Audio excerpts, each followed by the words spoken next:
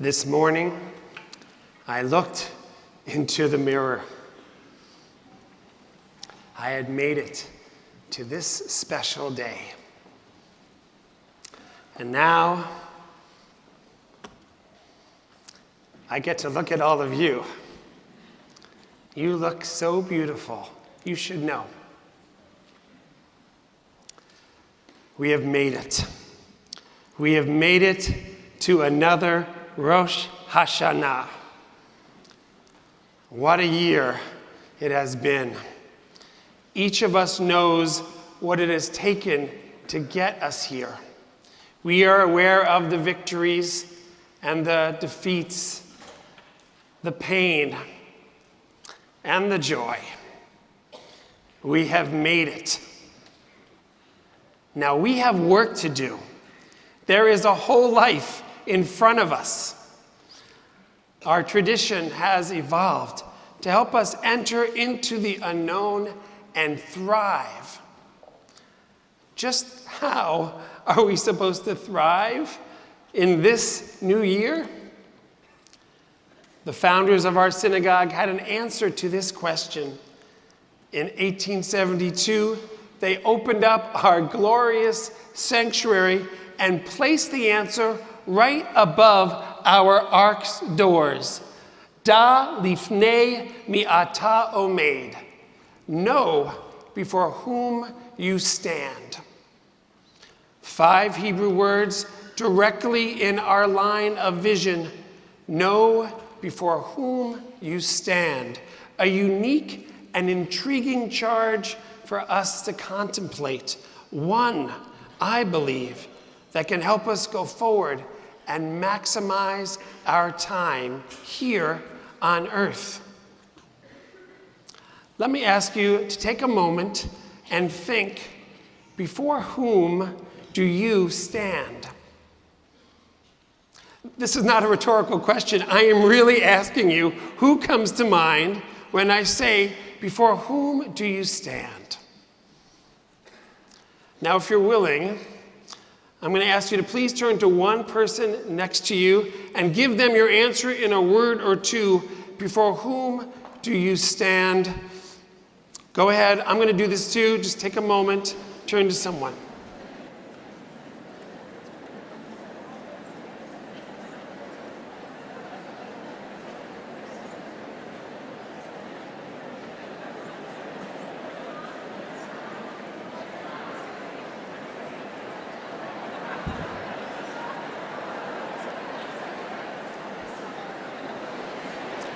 Thank you. Thank you very much. Now, just in case, if you happen to answer this guy right here, you are in rare company, and it is imperative that I see you immediately after this service. It's very important. As I prepared this sermon, I spoke with many congregants who told me they thought the whom in know before whom you stand is God. Da lifnei mi'ata omed is a phrase found in the Talmud. It echoes Moses discovering God at the burning bush and Adonai telling Moses, the place on which you stand is holy ground. This summer, I was honored as I watched one of our bar mitzvah students, Eli Breyer Essiem, as he read and taught Torah overlooking the walls of the old city of Jerusalem. Eli spoke honestly in his Devar Torah, saying, I myself do not know for sure if there is in fact a God out there, but if I was certain there was a God watching my every action, then I might behave differently, probably better. How would each of us act throughout our daily life if we knew we were standing before God? Probably better. This is the paradigm know before whom you stand dares us to consider. And what if we struggle with how to understand God? Many of us do. Jewish educator Avram Infeld once had a conversation with a Jewish friend. He asked him, "Bob, are you religious?" And Bob, a secular Jew, said, "God forbid." It is a quintessential Jewish idea that one does not have to commit to believing in God in order to ponder what it would be like to live one's life standing before Adonai. We Jews have a history of wrestling with just how to understand the ultimate. We are known as a people by the name Yisrael, Hebrew for one who wrestles with God. If you don't believe in God, if you're wrestling with God or struggling with how to talk about God, you are not alone. As you know, the High Holy Day Prayer Book uses metaphors to describe God. God is judge. We just heard that in the Unotana Tokaf prayer. King and author of the book of life. And then there are merciful aspects. A God who is in search of us. The shepherd looking to care for the flock, the unconditionally loving parent. All these images might confuse or frustrate us. Is God deciding whether I will live or die? Is God my rock of unending support? Would the prayer book please decide who edited this thing anyway? Well, our editors, our rabbis, put it all in here for us to think about, for us to use these descriptions to help us with whatever was going on in our lives.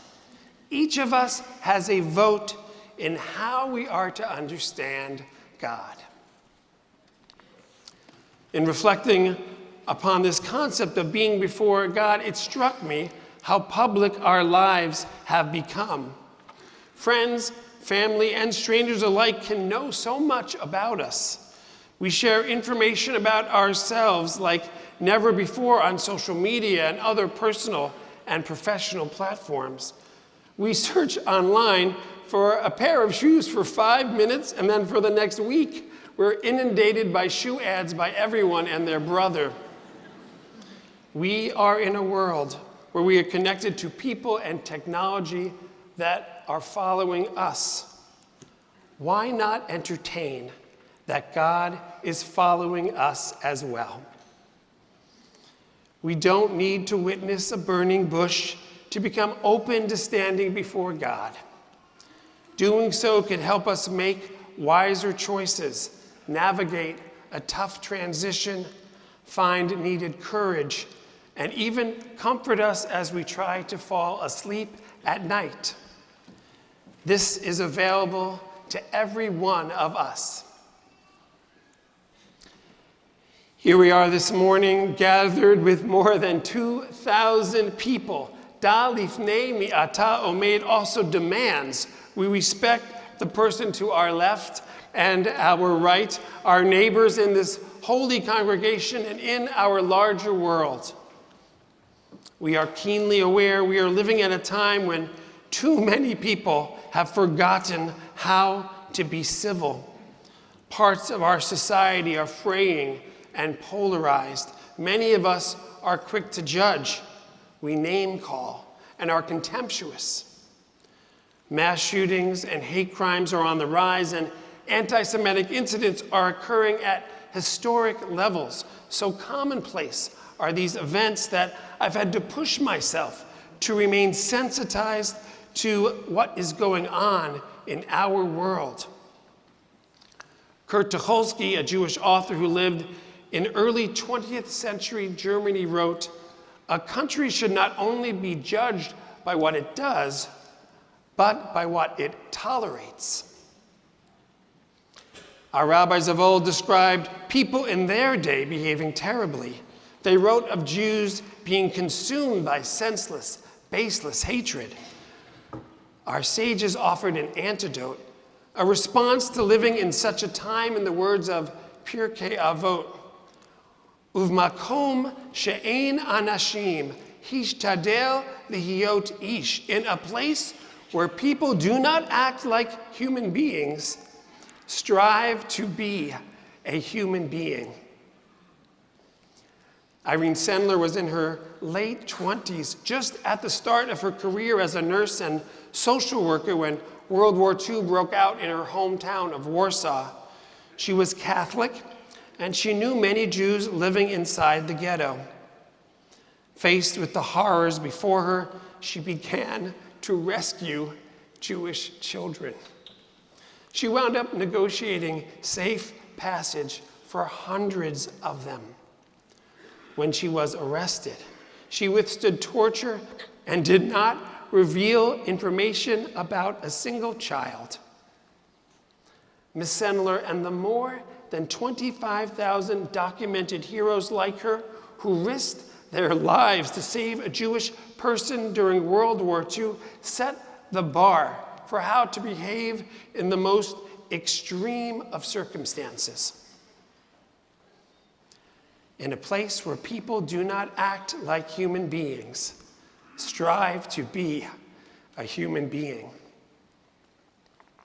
Da'alif Neimi Ata Omed encourages us to see the humanity in the person next to us.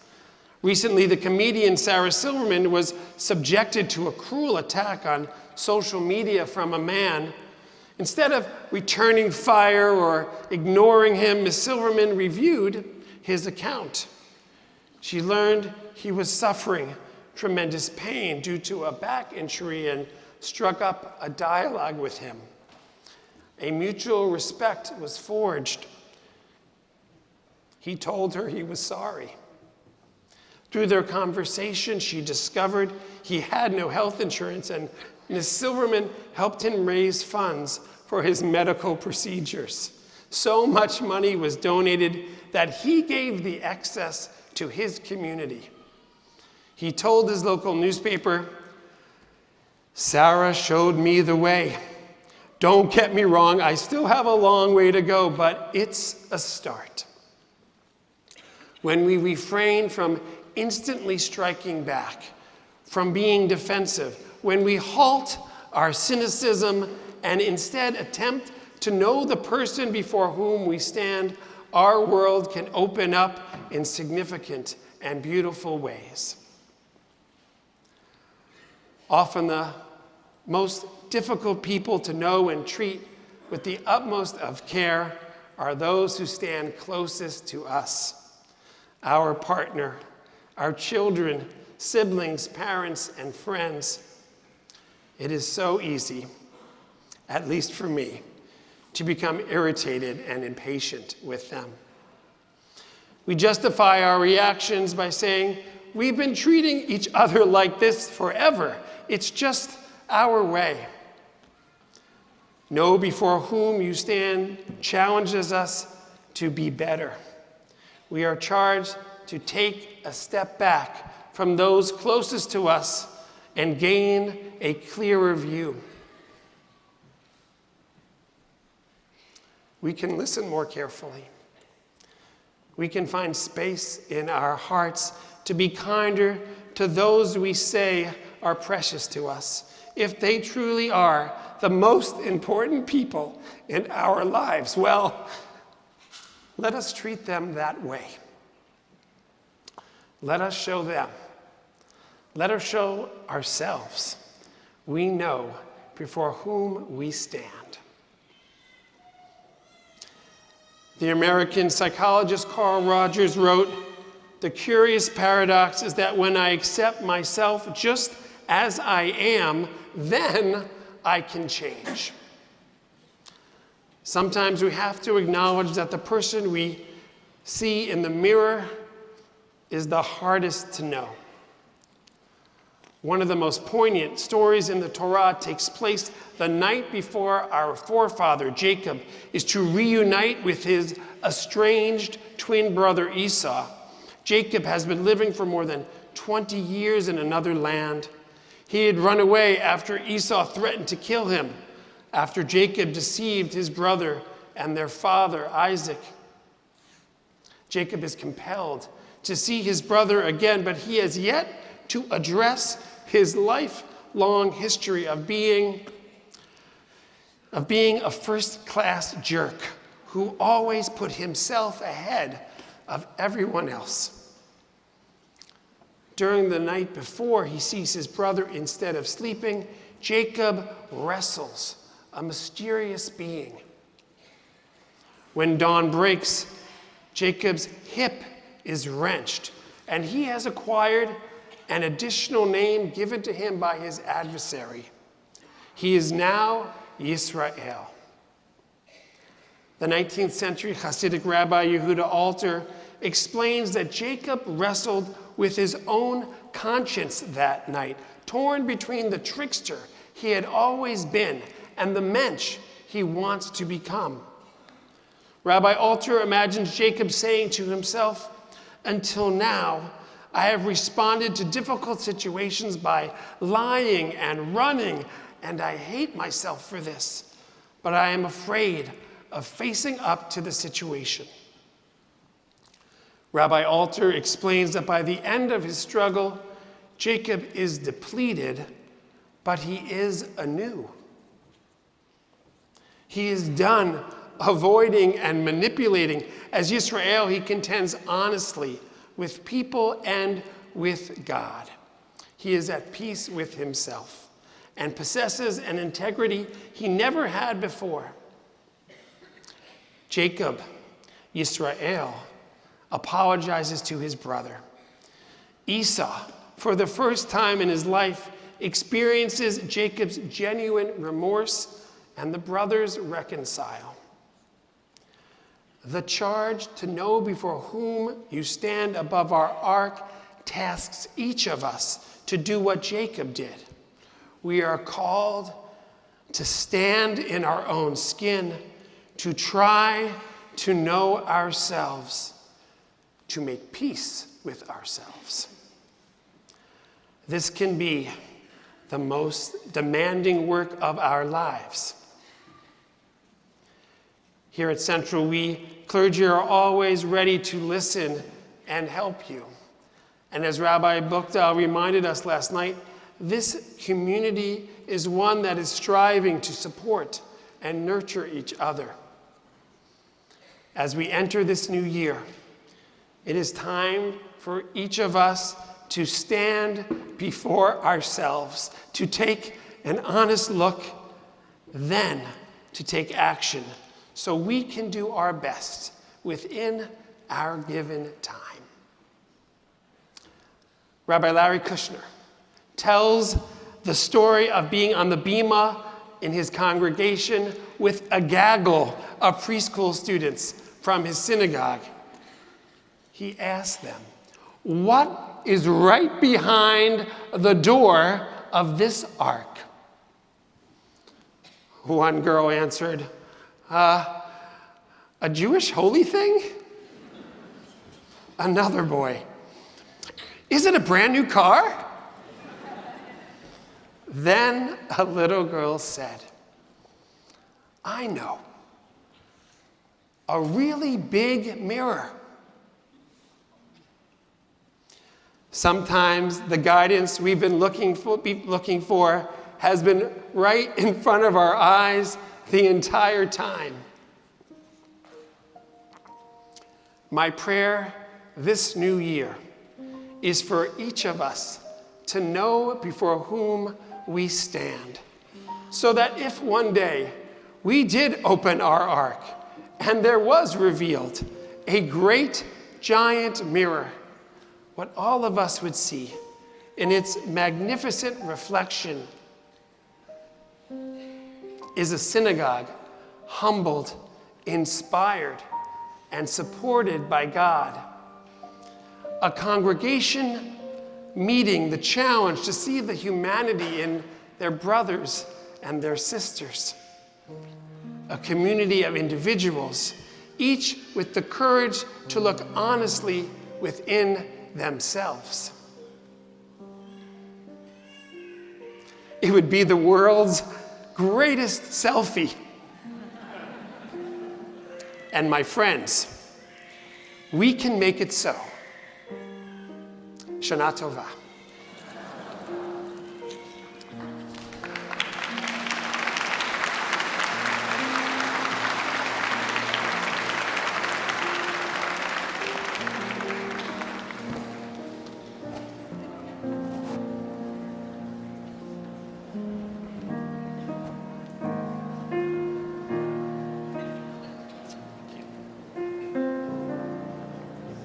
We all live on our own mountain so high. We all live on our own mountain so high. From my mountain to your mountain, to my mountain so high. From my mountain to your mountain, to my mountain so high. I'm calling you. I'm calling you. I'm calling you. I'm calling you. I'm calling you. I'm calling you. I'm calling you. I'm calling you.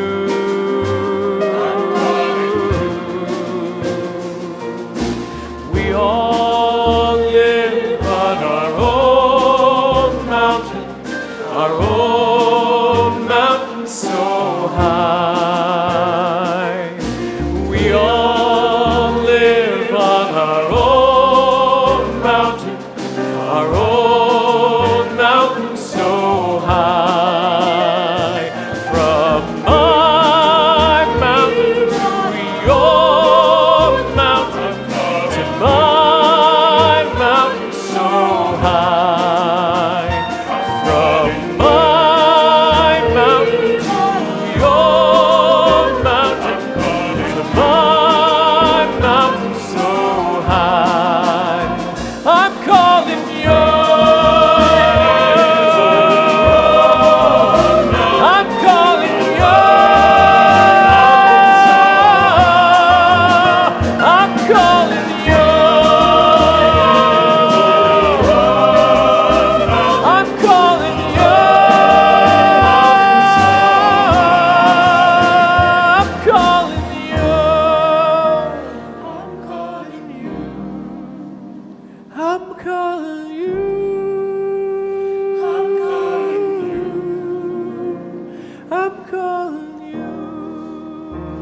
I'm calling you. I'm calling you.